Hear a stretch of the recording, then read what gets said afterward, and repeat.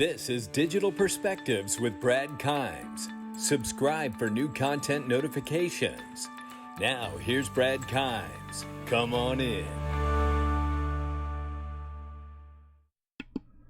Welcome back to the show, everybody. You can follow me on Twitter at BackupBradley above at the top of the screen, and everything that we're talking about here today, we're going to go ahead and do the numbers. Today's numbers are brought to you by Unstoppable Domains. That's right. Freedom of Speech 2.0. That's right. Freedom of speech in the digital world. And here it goes right here. I want to celebrate a couple of you. This is Tiger XRP, who has EasyPagos.crypto. He has money to anywhere.crypto, which is amazing. You can reach out to him at VIX Official on Twitter. And this is another one that we have here, and it's at KUMORDZI, and that is FXPay.crypto. You guys have so many cool ideas that you're really grabbing on the Unstoppable Domains front, and it's really, really exciting. And I've got some exciting news too with Gemini that I'm going to discuss later in the next video later this afternoon, so make sure you tune in and check that out as well. It's pretty exciting for all of us in the Unstoppable Domain space. So with that being said, let's go ahead and do the numbers here. Bitcoin right now is $10,727.37. Ethereum is $355.06. XRP is 23 cents. Drilling down on the numbers, market cap $10.8 billion. We are at 0.2395 cents right now, and the 24-hour volume is 1.4 billion. We're down about 2%. Looking at the total circulating supply, it now remains at 45,136,000,000. That has come up since yesterday or the day before. Keeping an eye on that. That looks like to me, when I see things come up, as a demand for more liquidity. We will keep an eye on that, guys. Really incredible news. Brace yourself, buckle up. I really personally feel like it's not far before we're going to the moon. We need regulation, we need legislation, and all of these things are happening right before our eyes. Yesterday, U.S. lawmakers just passed a crypto bill. Here's what's in it. Let's get a look right now. So, by the way, shout out to everybody who sent information to me. I know I was just flooded with email. Everyone's excited, and I appreciate each and every one of you. U.S. lawmakers just passed a crypto bill. Here's what's in it. All right, so here we go. The Digital Taxonomy Act, the Blockchain Innovation Act, snuck through the House as a part of the Consumer Safety Technology Act. Well, this is interesting because I want to tell you that the House of Representatives here domestically in the States appears to be the larger mountain to climb, and they've just passed out of the House of Representatives. Now, I'm not a expert on Congress and government, but it would appear from where I'm at that the easier passing will be in the Senate. I don't see any problems at this point. If somebody does, leave a comment below to help us get the perspective we need. But from where I'm sitting, it looks like it's going to be easier to go through the Senate, and it's already passed the House. So the trouble spot's been dealt with. So the Digital Taxonomy Act and Blockchain Innovation Act were rolled into a third bill, the Consumer Safety Technology Act. The bill was approved by the House of Representatives today. The bill focuses on consumer protection in both protecting the public against token scams and harnessing blockchain to stop fraud. The Digital Taxonomy Act, Blockchain Innovation Act, both introduced by Representative Darren Soto, have been approved by voice vote in the House of Representatives. That acts were rolled up into Consumer Safety Technology Act, H.R. 8128, a bill directing the Consumer Product Safety Commission to explore applications for AI earlier this month. If passed, the bill would take steps toward protecting the public against scammy projects while using blockchain to fight fraud. The Digital Taxonomy Act directed as the Federal Trade Commission, a consumer protection agency, to train up staff and allocate resources to identify and guard against deceptive acts of practice involving digital tokens. Now, I'm not going to read the rest of it to you. Let's keep moving. We have a lot to go over today. Now, this is a clip I played yesterday. I want to play it again because it's going to set the stage for a tone of clips here that we're getting ready to hear about this whole forward motion from Congress. This is Tom Emmer, huge advocate for cryptocurrencies, firmly believes that XRP is not a security and said it directly to Brad Garlinghouse. Let's go ahead and hear what he says here. It's pretty amazing. details begin to emerge and payment charters are granted, the OCC will continue to fulfill their mission. In addition, regulatory certainty is a goal that Acting Comptroller Brooks and I share. That's why last week I introduced the Securities Clarity Act, which would clarify securities law in a technologically agnostic way and allow for the distribution of an underlying asset that is in fact a commodity. With regard to blockchain technologies, the Securities Clarity Act would allow for the distribution of a token following a registered securities offering. So long as actors play by the rules of the road, they deserve the assurances that regulators will not continue to cause uncertainty and will in fact support innovation in America. I'm grateful for the support of Darren Soto, a co-chair of the Blockchain Caucus like myself, and Ro Khanna, a member of the caucus and California member, whose district has directly seen the benefits of these new technologies. It's through practical, nonpartisan solutions like this that this task force can be most effective during this and going into the next Congress. Again, I'd like to thank Chairman Lynch for convening this hearing and leading the task force, and I hope we will continue to work together to better understand financial technologies and the ways Congress can support and foster innovation in America. There it is. Now, that's about the Securities Clarity Act, which is a different act than we were just discussing previously before. But this is what I'm talking about. There is a wave of motion happening now. And for those who thought that the U.S. was lagging behind, I think they were just keeping a better secret. There's a lot of work to be done to be able to be at this level and have it revealed this quickly. Now, let's listen to just how this actually unfolds here. This is exactly a quote from Boehner, but it's being said by Warren Davidson. Listen to what he says here. Hope is that Speaker Boehner is saying about how Congress works, which is to sum up very slowly until it's very fast. Boom. And that's where we're at here. Things have been moving very slowly until they're very fast.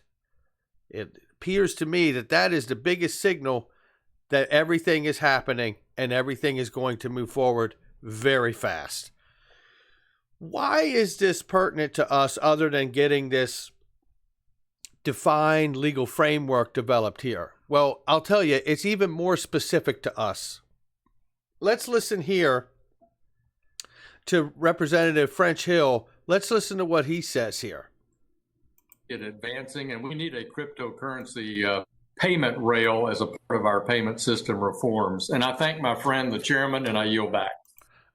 Let me just give you that one more time. Advancing, and we need a cryptocurrency payment rail as a part of our payment system reforms. And I thank my Wow, that's really interesting. So it's actually that specific. That's how specific it is. It isn't just about clarity for what XRP is and what classification this asset or that asset falls into. That is important, and we do need that.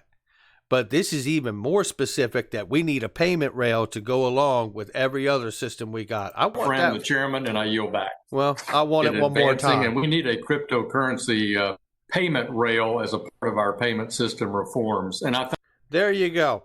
And shout out to Hill, because that is laying it down in a very specific way. And we understand as we move forward here. Let's go ahead and look at this. The SEC recently, in tandem here, damn near, releasing their no action letter last Friday, that security tokens will have no action taken upon them or alternative trading systems to facilitate their sale. So this is pretty remarkable, because what we're actually hearing from the Securities Clarity Act from Tom Emmer just a second ago, and then this no action letter, is about the tokenization of every single thing that is bought, sold, and traded.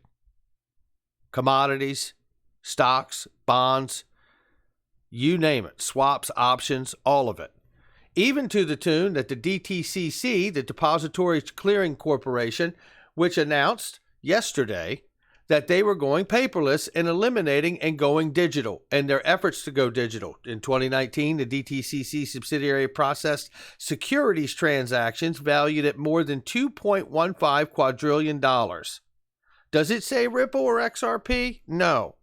But I don't know of any other project, company, or token that has worked closely with the financial system than Ripple or XRP. I really don't. And if you do, share it with us. We'd all love to know. Now, going into this, what does that digitalization mean? The dematerialization and reducing the eliminating paper trades and holding U.S. securities from paper. Now, full scale, that's where they want to go here. Now, I want to remind everybody that we covered this a long time ago, but this is from back in May as an update from the DTCC that handles over a couple quadrillion dollars in settlement of securities. It here talks about unveils proposal to explore further digitization in the public and private markets. Really? Remember I mentioned the Project Whitney and the Project Ion? Or I thought it was Jasper, but I think it's Whitney and Ion, and it is Whitney and Ion. And I went and pulled up the article for us this morning. Over the past several years, not last week, over the past several years, DTC has undertaken an aggressive analysis of its core clearing and settlement processes, aiming to further modernize the backbone of the U.S. capital markets infrastructure. Come on in.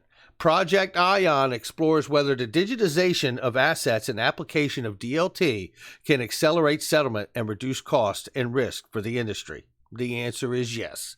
Okay, moving down here, because I'm not going to read the whole thing to you so you can breathe a sigh of relief, but what I do want to show you is Project Whitney and Project Ion are about two different sides of what the DTC does, right? So as a part of this effort, DTC is proposing a future vision of alternative digital settlement service with the potential to offer benefits of accelerating settlement, retain advantages of central netting, and prevent fragmentation of clearing and settlement ecosystem. Okay. Now, moving down here, Project Whitney recognizes that companies are staying private longer and continue to see increased investor interest. Project Whitney is a prototype focused on exploring the potential for asset tokenization. Are we listening? Don't blur out. Let's not have one of those, Charlie Brown teacher moments. Wah, wah, wah, wah, wah, wah, wah. This is a very, very big deal. Asset tokenization and digital infrastructure to support private market securities for issuance through secondary markets. While public markets are highly efficient, the same efficiency is not enjoyed in the private market, where many operations and functions are still dominated by manual processes. Few digital solutions that are available exist in silos. It goes on to lay out and make the case. I want to keep moving because I have to go back and remind you on an international level, because DTCC is handling things from all across the world in settlement. And I want to remind you of the World Economic Forum, because it's important. This is where we're going. It all goes together. And you know what? Yes, we are looking at information that is from yesterday and last year and the 3 years and 5 years ago, if necessary, because you can't get to where you go or want to go unless you know where you already are. And that's a fact, Jack. And anybody tells you any different really isn't got it lined up, because the reality is you constantly, as an investor in this space, and even in life, matter of fact, it is a discipline to look back on the news and information that you knew from yesterday and before and evaluate that against what we know today. And smart people are not afraid to change their mind. That's the truth. So we move on. The Central Bank Digital Currency Policy Toolmaker Kit is really a big piece of information that we learned back in January of this year from the World Economic Forum. What's even bigger than that is it does cite in this document XRP for settlement between central banks for inter and intra-bank payments and settlement. What's even more interesting than that is the woman who wrote that document is going to be a keynote speaker at Swell. Come on in. You know what's interesting to me is that when you think about these things, you think about how we got here. I do. And I want to take some time to celebrate some of the people that have worked hard and the people that still are working hard to make all of this happen. Because the truth is, from our end, is we've taken a position. And we're taking a position behind something we believe in or we're betting on, however you want to say it.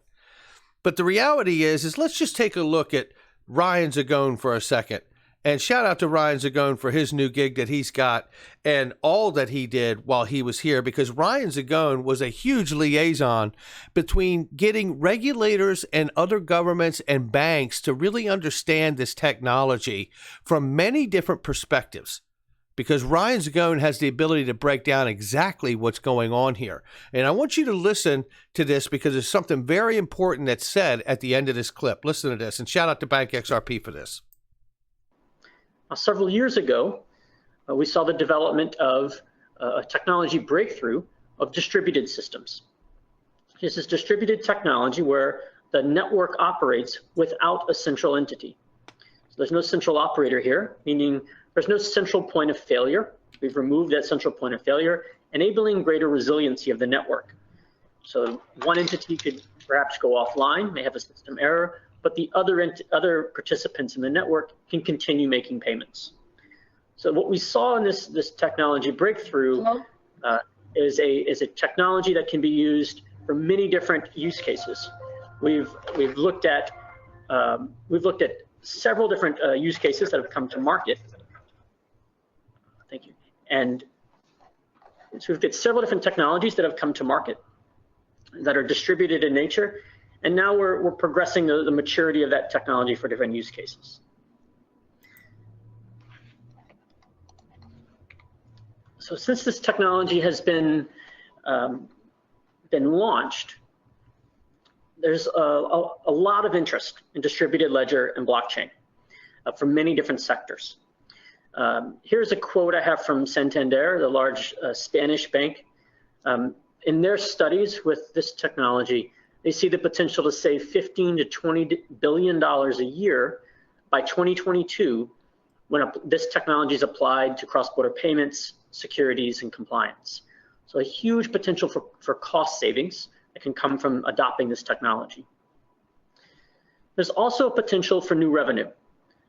Here, a consulting firm McKinsey has forecasted that when distributed ledger technology is applied for personal remittances, there's a potential to add $3 to $5 billion US in new revenue for financial institutions. So FIs can benefit both from great cost savings and new revenue. They expect to see this technology at scale by 2021. What did he just say? We expect to see this technology at scale by 2021. It's written right there in front of our face. This is a webinar from Ripple and Ryan Zagone from 2017. Again, you can't get to where you're going unless you know where you've been. That's a fact. Now, let's keep going because Ryan Zagone was absolutely a crucial component, a keystone figure at Ripple in being able to make people understand what is absolutely possible with this new tech and innovation while addressing and educating regulators at the same time. Let's keep this moving. Because this is absolutely a pivotal moment too. This is Mr. Ahmed from PayPal in a congressional hearing citing Ripple and XRP as a solution for low volume, low value payments. Listen to this. Comment on that. I would just note that, for the kind of core banking architecture, I think there would probably be some changes needed in terms of the Federal Reserve System. But for, smaller valuation or smaller amount payments, I think you already are seeing some blockchain-based systems being created that enable the movement of money. So I think there are examples out there. We talked about XRP or others that. Boom, XRP or others. That's Mr. Ahmed in a congressional hearing from PayPal. And you know what? You can't do that unless you've got the liquidity to satisfy the needs of a company like PayPal. And guess who was responsible for doing that? The guy you're looking at right here, Miguel Villas. This guy's a great guy and a hardworking guy, and he built over $1 billion of liquidity and brought that in and set it up to the asset XRP. You talk about a crucial person and a keystone figure in developing the XRP ecosystem. And this guy worked at CME at the gold desk. It's unbelievable. So let's listen to a couple comments here about where he's at on XRP, even though he's now on to a brand new chapter in his life. Now let's check it out. I mean, so one is, do you still hold XRP? Yeah, of course. That's wonderful. And you created hashtag Zero Doubt and hashtag XRP the standard for XRP. And those two have just been staples in crypto Twitter, and they have not left. Do you still have zero doubt about XRP? Yeah, certainly. Yeah. That's wonderful. Yeah, and I know we'll touch base a lot more on XRP, but it's like I say, it's pole position. Pole position. Pole position. This guy is still extremely bullish on XRP because of all the work he knows that's been done. Now, let me take you to another spot in here that really, really says it. Now, let's check this spot right here. Listen what he says here. Yeah. And now, during your time at Ripple, there was a moment there, and I know Chris Larson had even made a reference to, you had talked about speaking about XRP having at some point the same liquidity of a G10 currency. Chris Larson had spoke about the XRP having the same liquidity as like a Swiss franc. Could you speak to that a bit? That's the goal. That's the goal. That's the goal. The goal is to make this a global currency, right? And to make it a substitute settlement asset, so that you want to settle in dollars, great. You want to settle in euro, great. You want to settle in yuan, great. You want to settle in XRP, fantastic. You can do that. So that in order to make that a reality, and there's a chicken and egg thing here for sure. But whichever one comes first, you're going to need the liquidity. Absolutely. There you go. And that's remarkable. And shout out to Ryan Zagone and Miguel Villas and all the men and women who have been at Ripple and still are at Ripple that are doing all the things that they need to do to continually play the long game and build that market infrastructure and to be that solution, whether it be through the suite of software products or eventually the settlement of the digital asset XRP as a supplemental currency or a bridge currency to all the money and all the tokenized things of asset that have just been approved to be done. That is remarkable. Now, let's get this right here, because none of this would be worth talking about. But here, look at this. Remember when Ripple was brought on to the ISO 2022 Standards and Body Committee? As the only member to be able to work on, focused on distributed ledger technology. They are specifically brought on to the ISO 2022 Standards Body and Committee as the de facto standard for global data standard of modern payments. And Ripple is the member that's been brought on to pursue DLT. None of this would be possible if it wasn't for the efforts of people like Ryan Zagone and Miguel Villas and all the men and women that have been there in the past and that are currently there today, if they haven't done an amazing job. And I want to personally thank each and every one of you for everything that you've done and that you still do. All right, let's keep this moving, because that brings us to the XRP Ledger Foundation. I believe the reason that we have an XRP Ledger Foundation that just recently popped up is a huge signal of very good things to come for XRP, because I believe Ripple, the blockchain infrastructure company, will soon go on to IPO and separate itself, as it is starting to do already by creating a XRP Ledger nonprofit independent foundation. And I believe that will become much like what the W3C is for the current protocols of the internet. I believe the Interledger Foundation, or the XRP Ledger Foundation, will grow to become much like that as a standards body committee that's probably an international panel that will oversee the growth of the protocols of the internet of value. And now let's just take one little quick look at this little diagram. I just kind of threw this out here. Look at all the things that we're seeing take place and unfold here. The G20 at the top, advancing financial inclusion, new financial systems. The World Economic Forum recommends XRP for settlement between central banks. The International Monetary Fund recommends XRP for cross-border settlement, suggests that FSOC, regulatory agency connected to the Treasury, deem it systemically important financial market utility or market infrastructure for RippleNet, so it can be used around the world. The U.S. House of Representatives just passed a crypto legislation. It is off to the Senate now. The UK Financial Conduct Authority provides crypto stablecoin framework. The EU Commission has provided crypto stablecoin framework. Japan Services Agency, the FSA, Japan have been regulated by the Payment Service Act for cryptocurrency as well. The Securities Exchange Commission here in the U.S., coming back to the U.S., just issued a no-action letter for security tokens. We can now tokenize every single asset of value, from real estate to stocks and bonds and commodities. U.S. Treasury OCC, 2 letters issued for federally chartered banks, custody crypto, hold reserves for stablecoins, and Consumer Financial Protection Bureau. Rule effective July 21st cites SWIFT GPI and Ripple XRP can be used for effective settlement for banks and credit unions. Buckle up. We're about to go to the moon. That's going to do it for me. Hit the like and subscribe, leave a comment below, and make sure you share with somebody you know. I'll catch all of you on the next one.